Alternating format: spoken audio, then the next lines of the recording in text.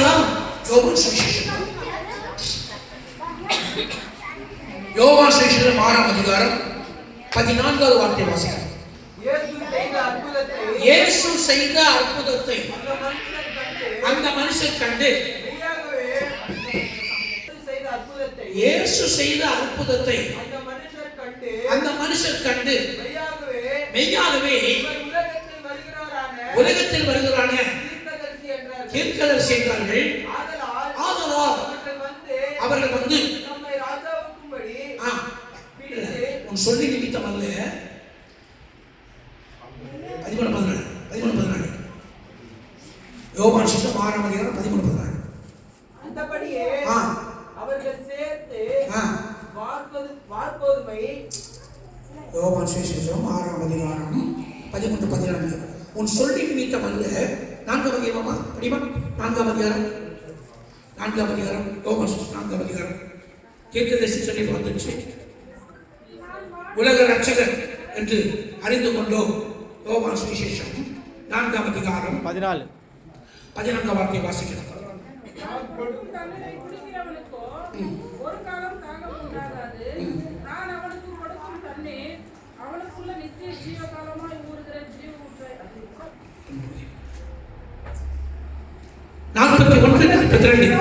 அந்த ஸ்திரீயை நோக்கி, ஒரு சொல்லி நிமித்தம் அல்ல, ஒரு உபதேசத்தை நாங்கள் கேட்டு அவன் மெய்யா கிறிஸ்துவாகிய உலக ரட்சகர் என்றார்கள்.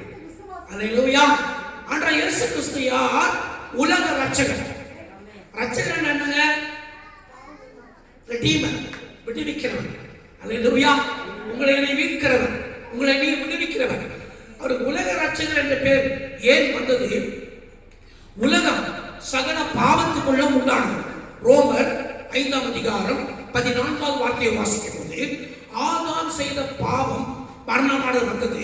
அவன் மட்டுமல்ல. வார்த்தையை வாசிக்கும் ரோமர் 5ஆம் அதிகாரம் 14வது வசனம். மரணமானது ஆதாம் முதல் மோசே வரைக்கும் ஆதாம் மீறுதலுக்கு ஒப்பாக பாவம் செய்யாதவர்களையும், அல்லேலூயா, மரணமானது பாவம் செய்யாதவர்களையும், ஆதாம் முதல் மரணமானது பாவம் செய்யாதவர்களையும் ஆண்டு கொண்டது. அப்ப இந்த பாவத்திலிருந்து விடுதலை பெறுவதற்கு ஒருத்தர் வேண்டும். அது மனிதனால முடியாது. மனிதனை சிருஷ்டித்த கர்த்தராகிய இயேசு கிறிஸ்துவால் மட்டும்தான் முடியும். அல்லேலூயா. கர்த்தராகிய இயேசு கிறிஸ்து பூமியில் வந்த நோக்கம் என்ன? பாவத்துல வாழ்கிற மனுஷனை பாவத்திலிருந்து விடுவிக்க இயேசு வந்தார். அல்லேலூயா. யோவான் சுவிசேஷம் 8ஆம் அதிகாரம் 34 வார்த்தையை வாசிக்கிறோம். யோவான் சுவிசேஷம் 8ஆம் அதிகாரம் 34 வசனம். இயேசு அவருக்கு பிரதித்திரமாக, பாவம் செய்கிறவன் பாவத்துக்கு அடிமையாக இருக்கிறான். அவன் உலக ரட்சகர் என்று சொன்னால் உலகத்தோட சகல பாவிகளையும் ரட்சிக்க வந்த ரட்சகர். அல்லேலூயா, அல்லேலூயா. ஏன் பாவத்திலிருந்து மனிதன் ரட்சிக்க வேண்டும்? ரோமர் நிருபம் 6ஆம் அதிகாரம் 20. மனிதனுக்கு ஒரு நாள் மரணம் நிச்சயம். அல்லேலூயா. ஆகவே தான் போகாதபடிக்கு மரணத்திலிருந்து மீட்டு பாவத்தை ரட்சிக்க இயேசு உலகத்தில் வந்தார். அல்லேலூயா. வேதம் சொல்றது, யூதருடைய ராஜா எங்கே பிறந்திருக்கிறார். அல்லேலூயா. அநேகர் பிறப்பார்கள், ராஜகுலத்தில் அரசராய் பிறந்து இளவரசராய் மாறி பின்புதான் ராஜாவாய் மாறுவார்கள். ஆனால் பிறக்கும் போதே ராஜாதி ராஜாவாக பிறந்தார். அல்லேலூயா. வெளிப்படுத்தின 19ஆம் அதிகாரம் 13ஆம் வார்த்தையை வாசிக்கும் போது அவர் நாமம் ராஜாதி ராஜா என்று எழுதப்பட்டது. அல்லேலூயா. அவர் ஒருவரே ராஜாதி ராஜாவாக பிறந்தார். அல்லேலூயா. இப்ப இயேசு பிறந்த நோக்கம் என்னங்க?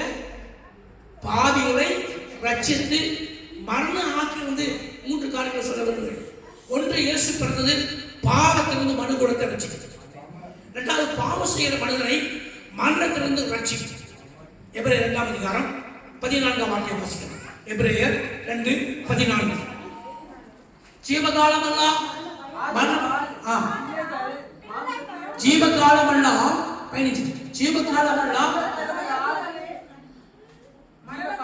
ஜீவகாலமெல்லாம் மரண பயத்தினாலே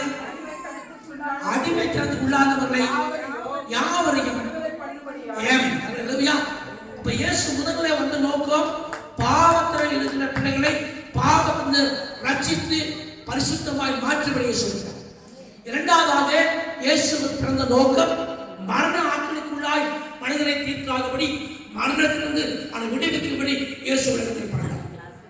மூன்றாவதாக இயேசு பாவம் செய்கிற மனிதன் மரணத்துக்குள்ளாகிறான். ஆசிரியர் யாக்கோபு நிருபம் 13ஆம் வசனம்.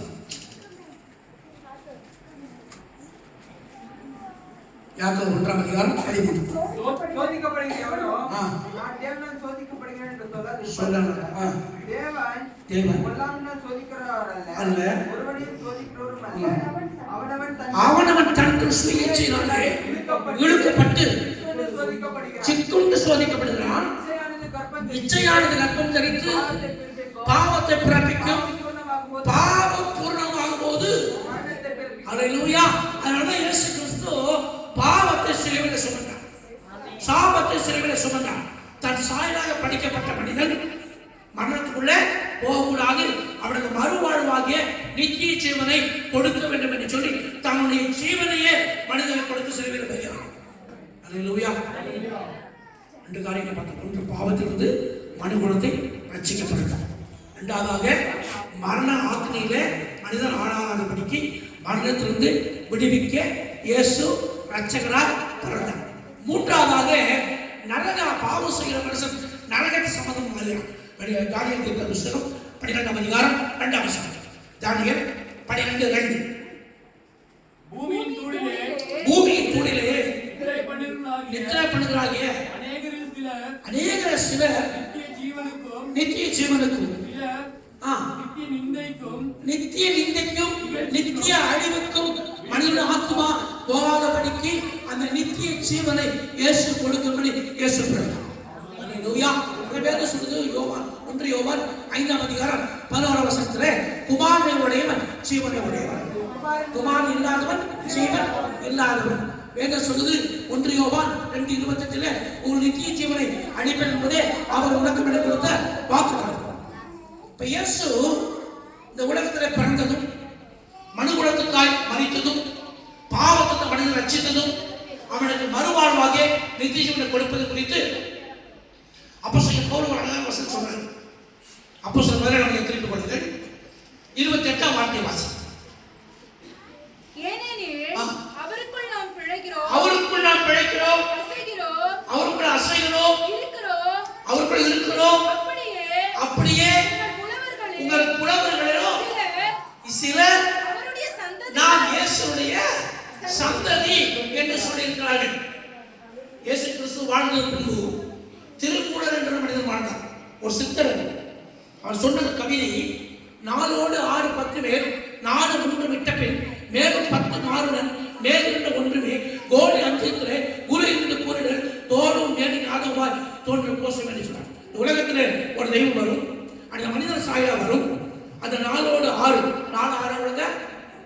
4 6 எவ்வளவு?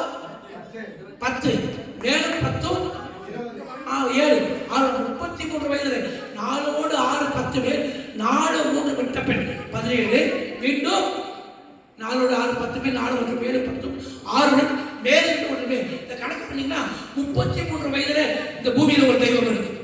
அந்த மனிதன் சாயில இருக்கும். அந்த தெய்வம் மனிதனுடைய பாவத்தை தன்னுடைய சரீரத்தில் சுமந்து தீர்க்கும். அதுவே மெய்யான தெய்வம் என்று அது தன் அஞ்சலத்திலே அழைத்துக் கொள்ளும். கர்த்தர் அஞ்சலத்தில் அழைத்துக் கொள்ளும். அவரே மெய்யான தெய்வம் என்று திருமூலர் பாடினார். அல்லேலூயா. இன்னொரு பக்தர் பாடினார், 8 திசைக்கும் 14 கோணங்களுக்கும் முட்டி தலைமை முதித்திரும்ப ஜோதியை வடக்கே கிழக்கே மேற்கே தெற்கே கீழே மேலே உள்ள 6 ஜீவராசிகளுக்கும் அடைக்கலத்தும் செய்வதால் மலைகள் என்று நீதியின் செங்கோலை படைத்தவனாய் அரக்கனை கொன்றவனாய் தெய்வத்தின் திருவுருள் உள்ளவனாய் இருக்க வேண்டும். அதான் இயேசு. அல்லேலூயா. சகல உலகத்துக்கும் அவர்தான், சகல ஜீவராசிகளுக்கும் ஜீவ ஆத்மாவுக்கும் அவர்தான் ஆண்டவர். அவர் இந்த ஜீவ ஆத்மாவை தன்னுடைய நித்திய ஜீவனை கொண்டு வருவதற்காக மலைகள் நின்றார். கொல்கத்தா மலை மேலே நின்று அரக்கனை கொன்றார். அரக்கன் யாரு? சாத்தான். ஒன்று தெய்வத்துடைய திருசித்தமாய் நான் மரித்தார் என்று சொல்லி எழுதப்பட்டது. அல்லேலூயா. அந்த வேதம் சொல்லுகிறது, கர்த்தர் இயேசு கிறிஸ்து மனுக்குலத்தை ரட்சிக்க பூமியில பிறந்தார். மரண இருளை நீக்கும்படி வேதம் சொல்லுகிறது. இயேசுயா 9ஆம் அதிகாரம் 2ஆம் வசனத்தை வாசித்து பாருங்கள். இருளுள்ள ஜனங்கள் பெரிய வெளிச்சத்தை கண்டார்கள். மரண இருளுள்ள ஜனங்களை வெளிச்சத்திலே ரட்சிப்பினை கொண்டு வரும்படி அப்போஸ்தலர் 13ஆம் அதிகாரம் 47ஆம் வார்த்தையை நீங்கள் வாசிக்கும் போது வாசிங்க. அப்போஸ்தலர் 13:47. நீர் பூமியின் கடிலாந்தரமும் ரட்சிப்பாய் இருக்கும்படி உம்மை ஜாதிகள் சகல ஜனங்களுக்கும் அவர்தான் ரட்சிப்பு. அப்போஸ்தலர் 4:12 வாசிக்கும் போது அவரால் அன்றி ரட்சிக்கப்படுவதற்கு வேறொரு நாமம் பூமியிலே கட்டளையிடப்படவில்லை. ஆகவே ஒருவேளை பாவம் அடித்திருந்தால் இந்த நாள் இயேசு பிறந்தபோது உங்களை மறுமாக்கி தொடங்கும். பாவத்திலிருந்து மனம் திரும்பி மறுவாழ்வாகிய நித்திய ஜீவனுக்குள்ளே பிரவேசிக்கும்படியான அநேக தருணங்களை தேவன் நமக்கு தருகிறார். அடுத்த கிறிஸ்துமஸ்க்குள்ள அநேக செஞ்சிருக்கணும். பாவத்த தருணங்கள் மனம் திரும்பி. அல்லேலூயா. ஏனென்றால் பாவிலுக்கு ஒரு ராஜ்யம், பரிசுத்தவான்களுக்கு என்று ஒரு ராஜ்யம் பிரிக்கப்பட்டது. பாவிலுக்கு ராஜ்யம் இது நரகம், பரிசுத்த ராஜ்யம் இது பரலோகம். லூக்கா 16 வாசிக்கிறது. 20 32 வாசிக்கிறது. ஐஸ்வர்யவான் லாசரு கதையை வாசிக்கிறது இல்லையா? லாசரு மரித்த போது ஆபிரகாம் அடியிலே கொண்டு போய் தேவதூதர் விடப்பட்டான். லாசரு மரித்த போது, ஐஸ்வர்யன் மரித்த போது பாதாளத்துக்குள்ளே இறங்கினான் என்று எழுதப்பட்டது. அல்லேலூயா. எனக்கு ஆண்டவர் 2000 வருஷங்களாக பரலோகத்தில் ஆயத்தப்படுத்திக் கொண்டிருக்கிறார். அல்லேலூயா. அங்கே பிரவேசிப்பவர்கள் ரட்சிக்கப்பட்டவர்கள் பிரவேசிப்பார்கள். அவர் ரட்சிப்பை பிரவேசனம் சொந்தத்துக் கொள்ள வேண்டும். அப்படி சொந்தத்துக் கொள்ளும் பொழுது நாம் நமக்கு வைக்கப்பட்ட பரலோகத்திற்கு நாம் பிரவேசிக்க முடியும். அப்போ இயேசு ராஜாவாக பிறந்தார். இயேசு பிறந்த போது பிரைஸ் கொண்டு கொடுத்தாங்க இல்லையா? என்ன கொடுத்தாங்க? முதல்ல பொண்ணை கொடுத்தாங்க. பொண்ணை எதை குறிக்கிறது? விடையேற பெற்றது. இவர் ஒருவரே விடையேற பெற்றது. இவர் ஒருவரே பரிசுத்தம் உள்ளது. இவர் ஒருவரே ராஜாதி ராஜா. ரெண்டாவது கொடுத்தாங்க தூப வர்க்கத்தை கொடுத்தாங்க. தூப வர்க்கம் இவரே ஆராதனைக்குரியவர், வணக்கத்துக்குரியவர், ஆசாரித்துவம் உள்ள ஒரே ஆசாரியன், பரிசுத்தம் உள்ள ஆசாரியன், தன்னுடைய பாவத்தை சுமந்து தீர்க்க தங்களுக்காய் பரிந்து பேசுகிற ஆசாரியன். மூன்றாவது வெள்ளை போலத்தை கொடுத்தாங்க. வெள்ளை போலம் என்பது ஒரு பொருளை கெட்டு போகாமல் வைப்பதற்கு பயன்படுத்தக்கூடியது. அந்த வெள்ளை போலத்தை, உத்தம தைலத்தை இயேசுவின் பாதத்தில் மரியாதை ஊற்றினாங்க. என்ன அர்த்தம் தெரியுமா? இவர் ஒருவர் தான் உண்மையுள்ள சாட்சி, ஒருவர் தான் ஜீவ வாசனை, ஒருவர் தான் தீர்க்கதரிசி என்று அடையாளம். இந்த 3 கால சேர்த்து அறியுமா? ஞானிகள். அல்லேலூயா. அந்த மத்தேயு சுவிசேஷம் 2ஆம் அதிகாரம் 8ஆம் வார்த்தையை வாசிக்கும் போது 7 சொல்லுகிறான், நீங்கள் கிழக்கிழக்கு நட்சத்திரை போய் கண்டுகொண்டு நானும் வந்து பிள்ளையை படித்துக் கொள்ளும்படி சொல்லுங்கள். ராஜாக்களும் ராஜாதி ராஜாக்களும் எல்லா உலகத்தில் உள்ள எல்லா ராஜாக்களும் படித்துக் கொள்ளக்கூடிய ராஜாதி ராஜா கர்த்தராகிய இயேசு கிறிஸ்து. எல்லா ராஜ்யங்களுக்கும் ஒரு முடிவு உண்டு. ஆனால் இயேசு ராஜ்யத்துக்கு மேல முடிவு இல்லை. லூக்கா சுவிசேஷம் 1ஆம் அதிகாரம் 33, 34 வாசிக்கும் போது அவர் ராஜ்யம் முடிவில்லாத ராஜ்யம். அந்த முடிவில்லாத ராஜ்யத்தை கற்றுக் கொண்டு போறாங்க. எபிரேயர் 12 வாசிக்கிறோமா? எபிரேயர் 12 வாசிக்கிறோமா? அசைவில்லாத ராஜ்யம் நீங்கள் பயத்தோடும் பக்தியோடும் ஆராதனை செய்து கருணையை பற்றிக் கொள்ளும். அல்லேலூயா. அல்லேலூயா. இயேசு பிறந்தது உங்களை ரட்சித்தார், மரணத்திலிருந்து விடுவித்து உங்களுக்கு நடக்கும் நித்திய வாழ்வை கொடுப்பதற்காக இயேசு பிறந்தார். அல்லேலூயா. அல்லேலூயா. இந்த நற்செய்தி தான் உலகம் முழுவதும் ஜனங்களுக்கு சொல்லும்படியாக புறப்பட்டது. அல்லேலூயா. இதை விட ஒரு நற்செய்தி வேறு எதுவுமே இல்லை. அல்லேலூயா. கர்த்தர் வசனங்களை ஆசீர்வதிப்பாராக. ஜெபிக்கிறேன்.